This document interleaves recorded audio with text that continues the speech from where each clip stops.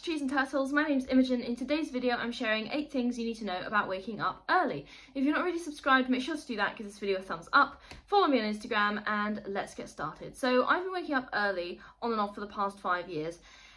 Early usually means somewhere between 5 and 6:30 AM, and I haven't done that every single day, obviously, but I've tried to make it a habit, and you can adjust it to suit your lifestyle. Here are 8 things that you need to know about waking up early.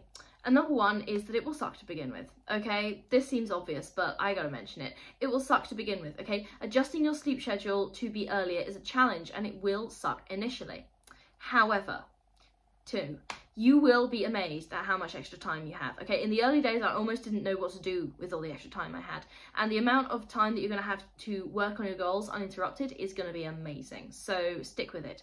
It works, I promise. Okay, number 3, this is boring, but you will need to stick to a reasonable bedtime. You can't like get by with a super late bedtime and a super early wake up time because you will just be sleep deprived.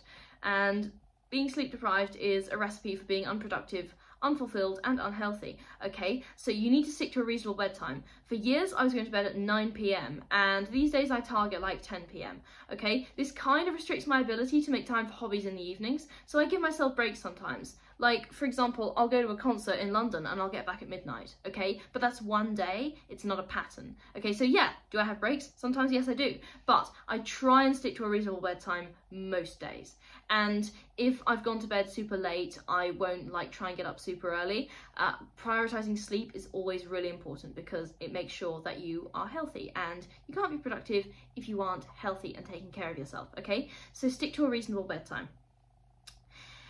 Kind of on the last point a little bit, you don't need to do it all the time for it to have a big impact on your life. If you can get it into a routine and do it every day for 2 years straight, like I did in my late teens, then that's awesome and you will definitely feel the benefits from it. But if you do it less consistently, but still a lot, like I did at university and like I do now, then you will still get a lot of the benefits, okay? Trying is better than nothing, and you don't have to get it perfect to get a lot of the benefits from it. So even basically what I'm trying to say at this point is however much you do is going to be worthwhile. So even if you only did it 1 day a week, like, you're still going to feel the benefits, okay? Even if you did it 1 day a month, you'll still feel the benefits, okay? But if you make it into a routine, then it becomes easier physiologically for your body to handle it because you get used to it. So the more you do it, the more benefits you'll get from it, but you don't have to be perfect, you don't have to do it all the time.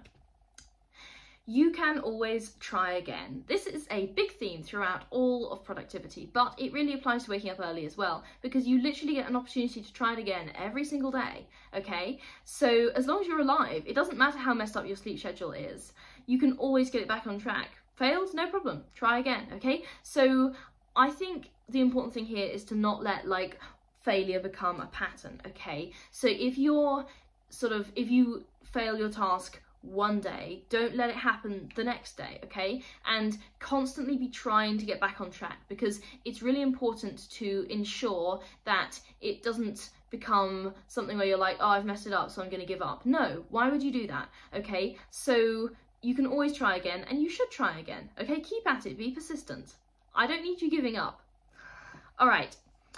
You'll need to adjust your morning activities so you don't disturb other people. The whole point about getting up early is that you have time to work on your goals undisturbed, and this kind of assumes that most people are going to be asleep, because guess what? Most people don't like waking up at 5 AM. Most people don't have the motivation to do it regularly, or any desire to do it regularly. Like this, you can be very productive without doing this, okay? Like, you don't have to do this to be productive. Lots of productive people wake up later, okay? So this is just one aspect of something that might help your productivity, okay? You're not a bad person if you don't wake up early, but if you do wake up early, it can give you a lot of focus time while other people are asleep, because most people don't do it, or not like this early, okay?